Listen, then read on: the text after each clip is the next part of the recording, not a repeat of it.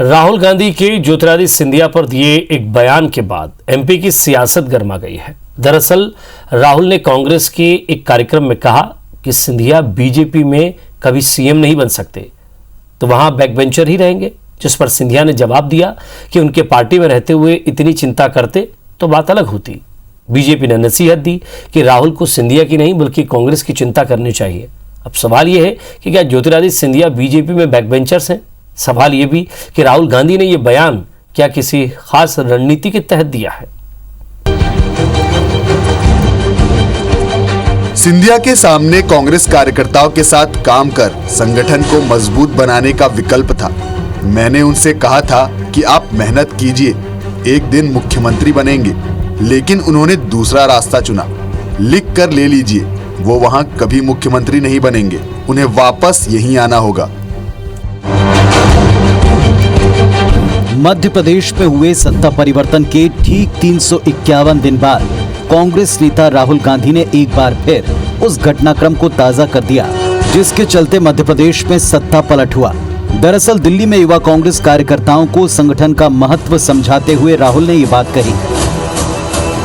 राहुल कांग्रेस के सबसे ताकतवर नेता हैं, लिहाजा उनके इस बयान के बाद बवाल तो मचना ही था।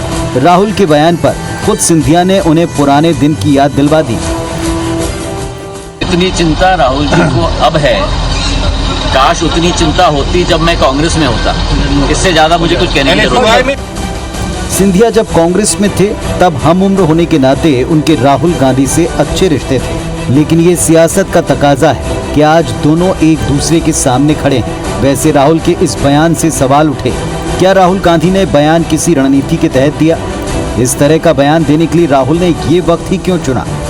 क्या ये राहुल गांधी का सिंधिया को वापस कांग्रेस में लाने का न्योता है? क्या राष्ट्रीय अध्यक्ष बनने से पहले राहुल गांधी एक बार फिर अपनी टीम को जोड़ना चाहते हैं, या फिर राहुल गांधी मध्य प्रदेश की सियासत को लेकर कुछ नया सोच रहे हैं? बात राहुल गांधी और सिंधिया की है, लेकिन सियासी गर्मी का एहसास मध्य प्रदेश में हो रहा है। बीजेपी इस मुद्दे के जरिए कांग्रेस को घर संभालने के लिए कह रही है। राहुल गांधी भी तो बहुत सपना देख रहे हैं, क्या बनेंगे पर बन पाएंगे कभी? लेकिन देखिए, सिंधिया जी भारतीय जनता पार्टी के वरिष्ठ नेता हैं, सम्मानीय राज्यसभा के सदस्य हैं और भारतीय जनता पार्टी के हमारे अहम आज भूमिका में हैं। लेकिन भारतीय जनता पार्टी में कौन कब क्या बनेगा ये यहाँ कोई न तय कर सकता, न कोई तय करता है। बहुत जल्दी समझ में आ गया आदरणीय राहुल गांधी जी को कि बिना सिंधिया के मध्य प्रदेश में कांग्रेस शून्य है। अच्छा, अगर मान लो वो ऐसा कर सकते हैं तो एक प्रयोग करें, राजस्थान में सचिन पायलट जी को बना दे। 2 साल में जो लोग कांग्रेस का राष्ट्रीय अध्यक्ष नहीं बना पाए वो मुख्यमंत्री बनाने की बातें कर रहे हैं। सिंधिया के कारण सत्ता गंवा चुकी कांग्रेस के दिमाग में अभी तक वो घटनाक्रम निकला नहीं है। पार्टी नेताओं को याद है किस तरह सिंधिया और उनके समर्थक विधायकों ने बीजेपी से हाथ मिलाया, 15 साल बाद बनी कांग्रेस सरकार को गिराया, और यही वजह है कि सिंधिया को लेकर उनके तेवर अब भी तल्ख बने हुए हैं। अगर वो यहाँ रहता कांग्रेस में तो उसको चीफ मिनिस्टर बनने का ही मौका मिलता। अगर युवाओं की बात आती, राहुल जी कहते नहीं युवा बनना, तो सिंधिया जी का नंबर था। पर अब भारतीय जनता पार्टी में जाने के बाद उसको तो ये सब सपने भूल गए, न तो चीफ मिनिस्टर बन सकता है न कोई और आगे रखते।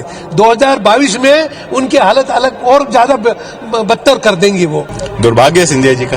सर, एक पार्टी का राष्ट्रीय अध्यक्ष रहे हुए व्यक्ति और जो अभी कांग्रेस के उपाध्यक्ष हैं, वरिष्ठ सांसद हैं कांग्रेस पार्टी के, और इस देश के कद्दावर नेता हैं जिस पार्टी को वो लीड कर रहे हैं, उस पार्टी का नेता जब ये कह रहा है कि अगर सिंधिया जी यहाँ होते तो सीएम हो जाते और आज वहाँ बैक बेंचर हैं, ये किसी और का दुर्भाग्य नहीं है, ज्योतिरादित्य सिंधिया का दुर्भाग्य।